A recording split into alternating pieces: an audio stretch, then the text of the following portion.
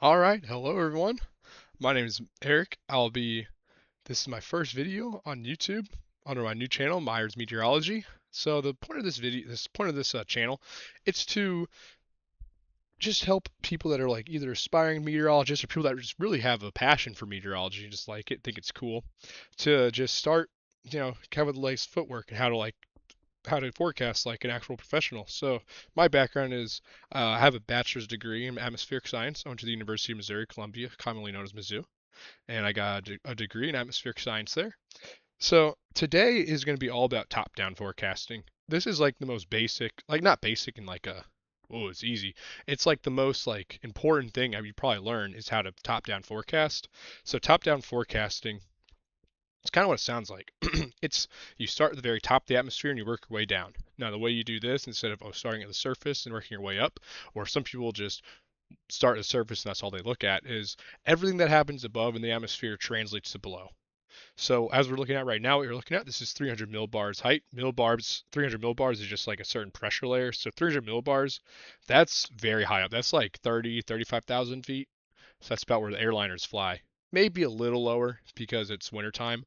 So you look for the jet stream a little lower than normal just because it's colder. Now in the summertime, I usually stick around 250 millibars just because it's warmer. But 300 millibars is perfect for wintertime forecasting. So that's the basics of top-down forecasting. So today I'm just going to be going through every level and I'm going to show you all what you need to do, what the most important things are throughout this level, or all the levels. We're going to do 300 millibars, we're going to do 500 millibars, 700, 850, and then finally surface. And then a little extra, I'll be looking at a SQT as well. I'm not going to be going too deep into SQTs today, but that'll be something for down the road. So first we're going to look at 300 millibars. Now, personally, when I was at Mizzou, we used a lot of AWIPS, which if you don't know what AWIPS is, it's this is what the National Weather Service uses. It's very, very nice. It's like pivotal weather, but just better. No ads, no pop-ups. Also, way more information on it. So I won't be able to show you everything I would. Now, normally, if like perfect case scenario for 300 millibars, you'd also have upper level divergence. Divergence is very helpful for forecasting because divergence up above means convergence at the surface, and convergence at the surface is how you get rising air coming together, and how you get storm systems to form. So we won't be having that luxury. So the main things you want to look at, well, really the only things we don't have divergence that you want to look at 300 millibars is just the winds. So jet stream, we got a nice little jet stream right here, little split up, little. It's kind of weird to see, but I think this little trough right here, actually, it's not a little trough, it's big. I'm not sure if it's a cutoff yet. We'll see as we go throughout. But this trough will be so here's how troughs work. Troughs are low pressure. If you could imagine the atmosphere in 3D, a trough is like a literal dip, like it goes lower. And then these right here, this is called a ridge. Ridges are high pressure and warm air. So when you see ridges, you associate with warm weather. So like right here, like this axis of this ridge, I mean not very warm. It's January, but unseasonably warm for January because it was like I think it was like 55, 60 degrees in Missouri. So now over here, it's probably unseasonably cold because you got this big trough. So let's go throughout. We're mainly look for strong jet streaks, which none of these are really jet streaks, and then troughs and ridges. So here we go. This is Thursday, so this is Thursday at 0Z. So my time means that's actually Wednesday at 6 p.m. because it's just Z is the time, and it's called Zulu time. It's the time in literally just Britain. So I'm 6 hours behind Britain, so this is for Wednesday at 6 p.m. So we're just going to go through slowly, and we're going to get there. So we're going to watch this trough move. As you see, it's negatively tilted. So think of like your seventh, eighth grade math with your lines. You got positive tilted, which is when it goes just up and to the right, I guess you could say. And then negatively tilted is the opposite way. So like positively tilted, you'd see the line go like this, like I'm doing my mouse. Negatively tilted, you see how it's more this way. Now negatively tilted actually means the trough is getting stronger. So negatively tilted axis on a trough means it's getting stronger and it's intensifying. So we can see it's a pretty strong negative tilt here. So let's see as it goes through. And then, so the thing about troughs is you can look, and wherever the trough is out ahead of it, there's probably some sort of weather going on. And I think that's what we're going to see in my area, Missouri. We're going to be looking mainly at the St. Louis area today. So we see it's still negatively tilted. Now it's not as much of a trough. It's more of a short wave now. It's just like don't be worried about that. Shortwave's just a little less energetic, so maybe the storms aren't as strong, but it's still a disturbance, and you'll still get a lot of turbulence, especially at flying. If you're flying right here, a lot of turbulence here. I'm adding some turbulence up here as well. We can see this trough. See, now we're starting to get some pretty strong jet lab. Here we go. So now we can get a good. Now this is at 6 p.m. Wednesday, or no, Thursday, 6 p.m. We can see this trough right here. Now this is starting to become a jet streak. You see 140 knots. That's very fast. Also up here. And so jet streaks are very much known for divergence. So I'd imagine there's a lot of divergence right over here, which makes sense because we're getting a lot of rain. And Sarah's getting rained because I'm recording a day late. I was supposed to do this yesterday. So for me right now, it is Thursday at 4 p.m. There's a very marginal risk for severe weather, but we definitely got a lot of rain. So this is all lining up. It all makes sense. And you can look at the wind barbs. You can look at the wind barbs, tell you the direction. And yeah, so the jet's like just getting stronger and stronger. And then there's a weird skip there. Now it passes, more calmer weather, and then you can see another. This is a very deep trough building in, and like I said, that's associated with cold air. So we might get another little system right here. And here's a cold front. You can see the cold front basically right here, and it's cool because when you go to the surface, it like the surface fronts match up almost perfectly with the jet stream every time. So looks like Saturday into Sunday. Now at this point, the weather should be done because troughs, the weather's out in front of them. So like right here, it's probably going to be getting some weather.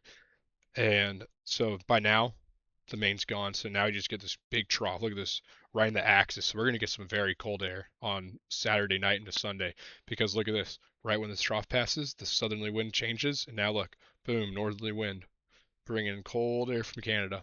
So that's going to be 300 millibar for now.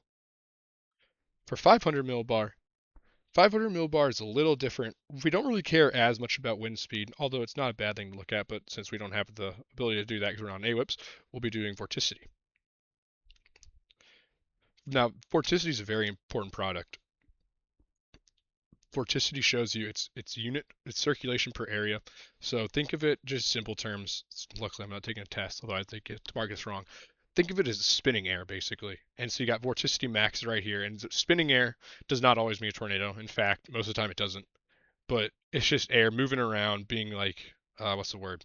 Unorganized, or not even unorganized, just like energetic, crazy, just doing its own thing. And that's a good recipe for some rain or snow, depending on where you are. And yeah, in springtime you can get some big tornadoes going on.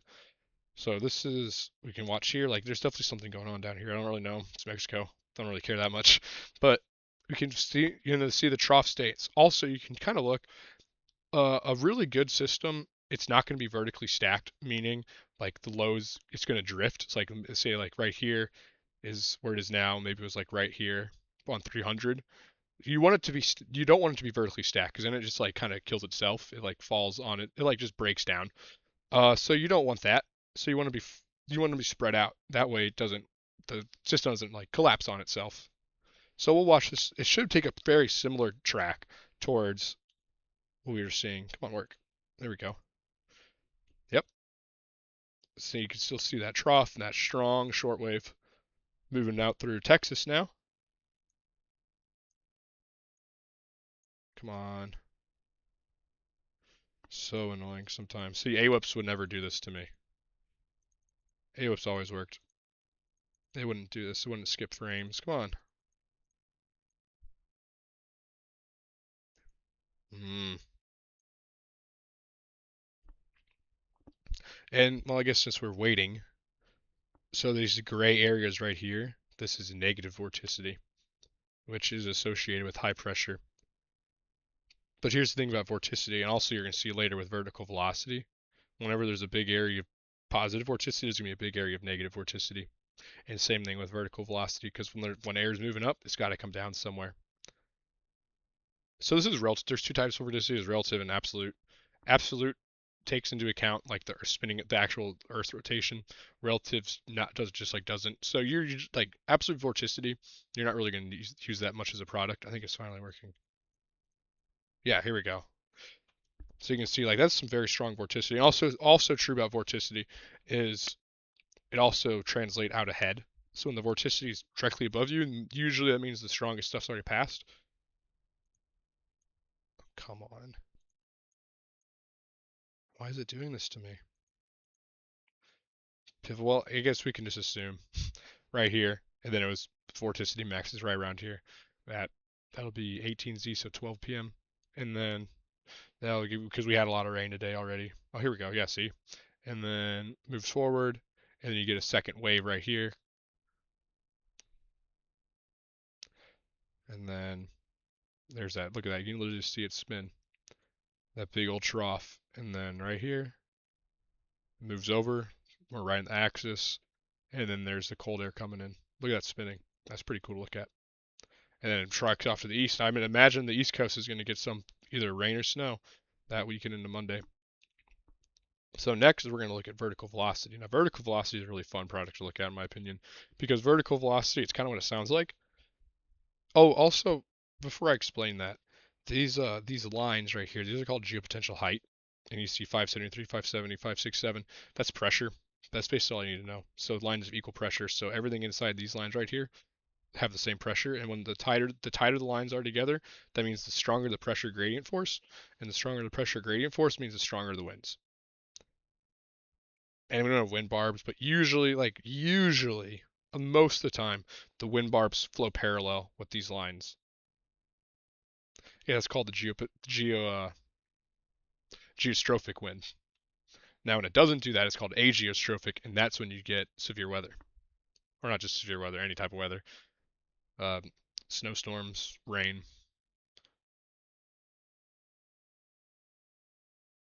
I don't know if it's loading or not. I can try to pick out a couple things. I think my computer is also kind of like a dinosaur, so bear with me here. First video, if this pops, if I actually start getting a following, I would totally consider getting another computer that actually works better. Or I don't know, maybe it's just internet's bad, or maybe just the website itself. So same color gradient. The stronger this color, I don't know if I've seen colors in here before actually in like big springtime storms. See like right there. That's a lot of vertical velocity. And then look, immediately after you got this strong negative. So that's downward air. But that it's not really that important because you don't really got to worry about the downward air because nothing's going to happen. Clouds can't form when the air's moving downwards no matter what you do.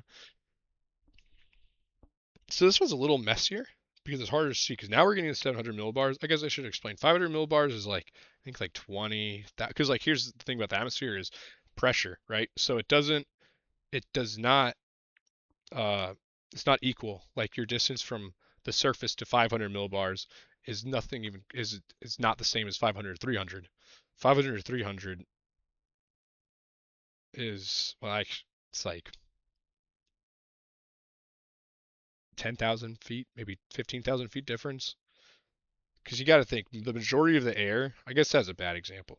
The majority of the air is at the surface, so like 850 to 700 millibars is a lot shorter distance than 700 to 500.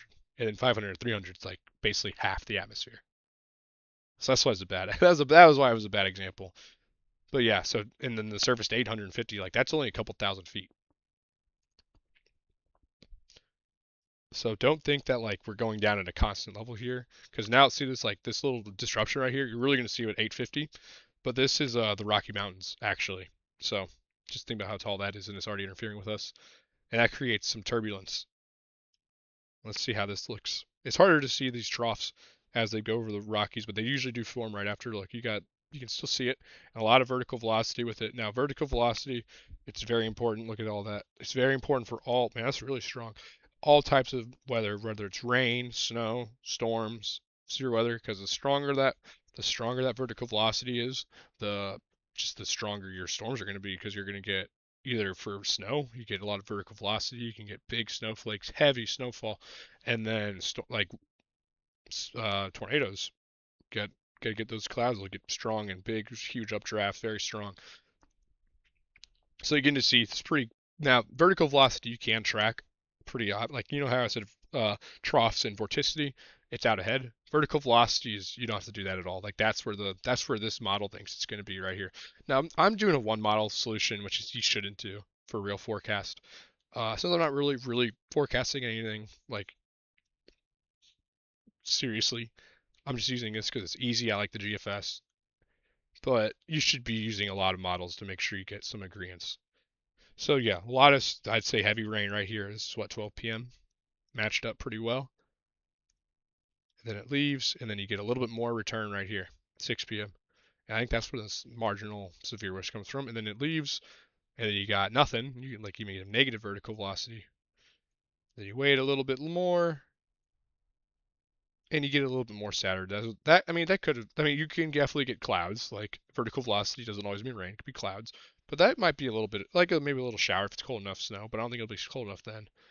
And then look at that, clears up, nothing. Then look at that. So that's a good sign of high pressure when you get that. You can see it's coming up from Canada. Look at that negative vertical velocity right there. So I'd imagine Sunday is going to be, at least at the 700 millibar level, it's going to be very, very dry and clear skies. Now the 850 millibar, there's a lot you can look at here, but since we're limited to this, we're just going to look at height and wind. You know, vertical velocity doesn't matter. Actually, oh, there's another thing I'm supposed to look at. 700 millibar. We're supposed to look at moisture. We can do that. Actually, I don't know, I feel like I'm going on for a while. We'll just do that 850 millibars. Now for severe weather, 700 millibars, you actually want it to be dry because if a dry mid layer gives you more instability because the air will be more dense above, and so you want that, and that'll cause instability to the warm, moist air below. That's ideal. Now for snow, you want it absolutely wet. You want it completely moist. You want relative humidity up to 100 or just rain in general. But for severe weather, you actually want the 700 millibar and honestly kind of 850 millibar. You want it to be very dry so you can get that instability going. Now, the 850 millibar, why do you think height's important? So there's this thing called the low level jet, and that happens at 850 millibars, and you can already see one right here. It can get much stronger than that. You can get up to 80 knots, which is like that's really strong for a mid-level jet. For low level jet is really strong. And low level jet's important because it brings in a lot of moisture, brings in a lot of shear, like you can see here. So we'll just take a look at 850. Should like they're all similar. Now you can really see the mountains and there's everything getting into effect here. Like there's nothing because it's just literally just rock and earth and mountains right there. So we'll go ahead. The Gulf of Mexico, you can see this is all coming from the Gulf, so that's very moist air coming. On AWIPS, you can put moisture transport vectors, which I really like. Shows you how like strong the moisture advection is. So this is all warm air getting injected into this region right here. Excuse me. So we're looking now it's getting stronger and very stronger. Now like so the low passed over here. Sometimes when it passes over the Rocky Mountains, because energy can't be created or destroyed. So when it passes over the mountains, it actually just gets stronger. It just comes out stronger sometimes. That's what it looks like here. Because now we're getting a pretty strong jet. Look at that. Getting some red, a little bit of yellow. Maybe if it worked. Oops, that's not what I wanted to do. Oh yeah, look at that. Look how strong that jet is. That kind of skipped a frame. We can't see it fully. But actually skipped 2 frames. Oh, here we go. Yeah, look. So that'll bring in some. That's great for storms. I can see why. Because there's a thing called low shear storms. So there's really not a lot of energy out. Energy just means instability. But with extreme shear, you can actually get some storms just from shear alone, basically. I mean, you still need some instability, but with this amount of shear, storms can pop up. Not will, can. And then you can see again, kind of just passes by. Goodbye. And then boom, cold air. Now, that's a pretty good. Oh, another thing, the low level jet always intensifies at night. During the day, it could be so-so. Wintertime is it's more forgiving just because it's winter.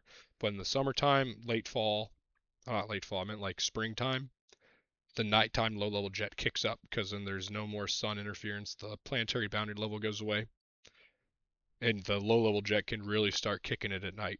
And that's happening right here. Oops, that's astounding because you can see that cold northerly air getting shot into the region. So Sunday's definitely going to be cold. Probably, I guess we can look at moisture. Take a quick look because I'm running low on time. Well, I'm not running low on time. I just don't want a super long video. I'm giving you guys a lot of information here. Just going back feels like college again, man. Those lectures we got, I loved it though. I loved the classes. It's synoptic meteorology, easily my favorite class. You're like, what's synoptic? What's synoptic mean? Well, synoptic's just certain like levels. How like it's like this is synoptic levels like countrywide, and then you got planetary, which is like not really planetary. It's more like hemispheres, which we could have looked at. Might do that some other time actually. And then we got mesoscale, which is like a region, like the Midwest, and then you got microscale, which is like actually mesoscale is more like a state, and then microscale is literally like tornadoes, like very local events. Now we're almost done here. Once this moisture, here we go. I just want to take a quick look. I'd imagine there's gonna be a lot of moisture, at least for the storm. Now I'm kind of curious what it's gonna look like for Sunday. See if we have. It probably won't, because usually when the air comes from the north, I said usually, like almost all the time when the air, like when you get a sharp cold front like that, the air is going to come from the north. It's going to be dry. It's going to be dry and cold. So Sunday's probably going to be sunny, which everyone likes a sunny day. At least I do. Excuse me. There's a lot of products on here. I mean, severe weather. You got some really cool products you can look at. We don't have time for that. I'm just going to go over the basics. Once I'm done with 850 millibar relative humidity, I'll be going through surface, and I'll go through the surface map, and we can look at that, and then I'll be done. I hope you guys are still watching. It's been a long video. I hope I'm giving you a lot of information without just talking too much. I feel like everything I'm saying right now is pretty important. I am summarizing a lot of information into this because I mean, top-down forecasting. I mean, we took like weeks of class time to do this. I don't know what's going on here and why it's not loading, but that's all I had to do apparently. All right, so here we go. Light, really dry. This is Thursday. This is Wednesday at 9 p.m. So we can watch. It's fun to watch that moisture from the Gulf. Look at that. That blue means it's basically saturated. So green means clouds. Blue means potential rainfall, especially if you have it throughout your profile. And yeah, a lot of rain, especially in St. Louis. Columbia might not get much rain because you get a little dry slot right here. But St. Louis, look at that, 100%. So yeah, that's plenty of moist. I mean, can't ask for much more when it comes to rain. So that's your key for any type of weather outlook. Snow, storms. Now again, 850 for severe weather. You do want some moisture there, but it's not like 700 where you don't want any. And you can see Saturday some more moisture. So yeah, it's possible we could get some rain or something Saturday. And then looks like I'm actually wrong. Looks like we got some moisture for Sunday. Not a lot. Actually, yeah, probably clouds, but that's very dry air right here. So yeah, now then there's some dry air right there. So not completely wrong. All right, we'll go to the surface real quick and we'll wrap things up. So the surface is very important. We'll go through detailed, not super detailed, be too long. If you made it this far, comment below what you want me to do next week. I'm thinking of doing a video every week explaining something. And then if there's like a big weather event going on, like a big snowstorm, severe weather outbreak, I'll probably do that. I like to do that stuff either like a day or two in advance because I like to get as like accurate information as possible. Because the farther out you forecast, the more uncertainty there is. So if you get like within a day or two, you're gonna have a pretty good knowledge. You're like that's your best bet. All right, here we go. So we got a lot going on here. High 1030, it's a really high pressure. 1015, not that big a low. 944, that's pretty good. 994, I mean. So you got these. What are these lines? So these black ones, they're still. This is sea level pressure. This is literally just the pressure if it was at sea level. So just kick that as pressure. And then what are these dash lines? This is thickness. Thickness is like it's very important. I actually really like thickness because it's a thermal profile. It doesn't show you if it's warm or hot. 540 is considered the rain snow line, but take that as a grain of salt. Its thickness is like how so 540. That means from the surface to 500,000 millibars. 5,000. From the surface to 500 millibars. That's how many meters up it is. So the lower the thickness is, that means the colder the air is because it's more compressed. The higher the number is, so 564, that means it's 5,640 meters above. So that means it's warmer air. So that's the basics. I can go over thickness some other time. I don't really want to explain too much right now. I just kind of want to go through this. So we'll look. Obviously, this stuff is water, rain, snow. So we're going to try to identify some fronts here. Warm fronts are really tough to realize, because like this is technically a warm front in my opinion, because you can see the southerly wind bringing in its warm air. And there's some rain, some heavy rain, and then it's gone. High pressure behind, some snow maybe, and right here's a cold front. It's a weak one, but it's a cold front. You can see these little dips in the pressure, and then you can see the north. Like I said, it's a weak cold front. Nothing really that intense. And let's see if we get some more rain like we saw. Yeah, look at that. Maybe even some snow. So that's why you can just look at the top-down forecast. And I was looking at that all that entire time. I was thinking, oh, we might get some rain or maybe some snow if it's cold enough. Throw it there, and there you go. That confirms it right there. So that's why I like top-down. Now 1045, that's a really strong high-pressure system. So you can get these tight lines. That's going to amplify the cold air advection, as we call that. And yeah, look at that, 538 to 528, very cold air. Very cold air. Look at that. Ooh, wow. That was really cold. 516. So that's a that's a textbook cold front right there. Now we can look. It's kind of a little harder to see. It's still right around here. Let's go a little more in frames. So the cold front dips like this, and then this cold air behind it, bringing the cold air to 1035 high. So that'll be my episode for today. Hope you all enjoyed, and I look forward to talking to you all next week.